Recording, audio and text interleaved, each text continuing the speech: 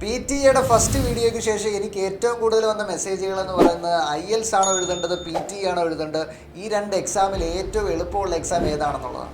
എൻ്റെ അഭിപ്രായത്തിൽ PTE തന്നെയാണ് സ്റ്റുഡൻസിന് ഏറ്റവും കൺവീനിയൻ്റ് ആയിട്ടുള്ള എക്സാം. അതിൻ്റെ കാരണങ്ങൾ പറയാം, നിങ്ങൾ ശ്രദ്ധിച്ച് കേട്ടോ. ഫസ്റ്റ് ഇതിൻ്റെ ടെസ്റ്റ് ഫോർമാറ്റാണ്. PTE എക്സാം എന്ന് പറയുന്നത് ഫുള്ളി കമ്പ്യൂട്ടർ ബേസ്ഡ് ആയിട്ടുള്ള ഒരു എക്സാമാണ്.